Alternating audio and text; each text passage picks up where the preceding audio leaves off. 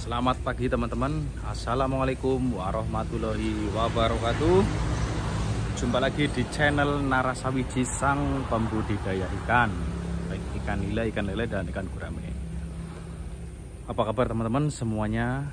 Semoga dalam kondisi sehat walafiat, baik fisik serta mental, serta semuanya keluarga kita semua. Amin ya rabbal alamin.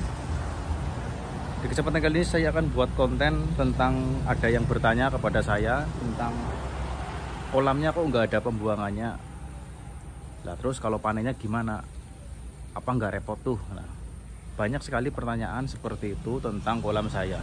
Kolam saya ini memang tak ada pembuangannya. Lalu bagaimana pembuangannya atau sistemnya bagaimana? Saya akan jelaskan di video ini. Jadi simak video ini sampai tuntas. Kalau bisa jangan di skip, supaya tidak ada kesalahpahaman di antara kita. Nah, pertama saya coba jelaskan tentang kolam saya ya. Jadi kolam saya itu kan seperti ini teman-teman.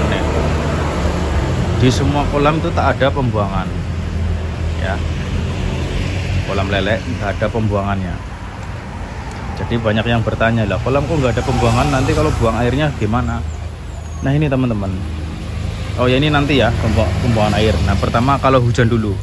Kalau hujan apa tidak luber? Oke, kita bahas di sini. Untuk hujan, kalau hujan dia maksimal itu di sini teman-teman. Maksimal di sini. Ini adalah bambu dan ini batas teratas dari apa namanya? Dari plastik. Karena kolam saya itu terbuat dari hebel dan dilapisi dengan plastik. Sudah terjawab ya. Misalkan kalau misal hujan lebat, airnya apakah tidak luber? Jawabannya tidak. Nah, ini jadi lewat sini ini ya. Nah yang kedua, pertanyaan kedua, lalu bagaimana proses untuk pembuangan airnya? Oke, kita simak. Kalau kita mau panen, pembuangan airnya saya menggunakan alat ini. Nah ini teman-teman, nah itu alatnya ya. Ini adalah pompa warna air kan.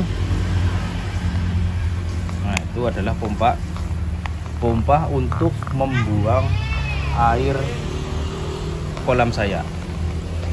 Nah pompa ini biasanya saya gunakan untuk membuang air, juga untuk mengisi air, karena sumber air saya biasanya menggunakan sumber air sawah yang ada di sana. Namun sekarang sawahnya lagi kering, jadi saya tidak menggunakan. Selain untuk mengisi kolam, membuang dan mengisi kolam, juga untuk mentransfer air ke kolam yang lain.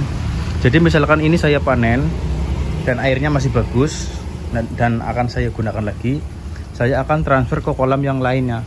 Tapi kalau air lele saya transfer ke air lele, bukan air lele ke nila, tidak saya campur airnya. Nah itu ya. Nah jadi udah terjawab ya teman-teman, bagaimana cara membuang air dan mengisi air. Tuh saya menggunakan pompa itu. Oke, selanjutnya saya juga memanfaatkan air kolam itu untuk nyiramin tanaman. Nah ini teman-teman, ini bisa dilihat di samping rumah saya itu sedang melakukan penyiraman. Oh, lagi nyirami karo kolam lele. Itu ya. Nah ini selangnya, saya menggunakan selang ukuran ini urutannya nih ya selangnya. Nah itu masuk ke dalam kolam. Nah, itu salah satu pemanfaatannya dari air kolam ikan lele. Saya manfaatkan untuk menyirami tanaman. Nah kalau misalkan ada pembuangannya kan airnya jadi terbuang, dan di sini pembuangannya pun masuk ke sawah gitu loh. Sedangkan saya menggunakan sawah itu lagi untuk mengisi air. Nah itu kurang lebih tiga jawaban ya. Selanjutnya, memang dari kondisi lingkungan ini, kolam saya itu kolam saya itu berada di bawah ya. Jadi ini saya gali. Kalau bikin pembuangan itu lumayan susah teman-teman. Kalau kolam yang letaknya di atas tanah itu sangat mudah, tanpa perlu gali dalam-dalam itu bisa buat pembuangan. Kalau punya saya itu di dalam tanah nih. Jadi untuk pembuangan juga harus digali lebih dalam, dan saya tidak bisa membuat itu. Mungkin kalau bisa membuat itu membutuhkan biaya yang banyak. Jadi saya yang hemat-hemat saja. Untuk pembuangan airnya saya menggunakan tenaga listrik. Gitu ya kurang lebih teman-teman. Nah, di sini saya juga punya banyak tanaman seperti ini, cabai. Nah, airnya itu saya gunakan untuk menyirami tanaman ini. Jadi semuanya bermanfaat.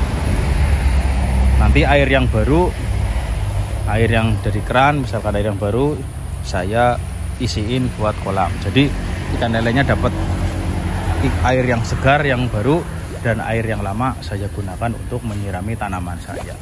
Ini tanaman saya full non organik ya, full organik teman-teman. Jadi nggak saya pakai kimia, supaya kita melestarikan tanah ya, sebisa mungkin tidak merusak tanah gitu ya teman-teman.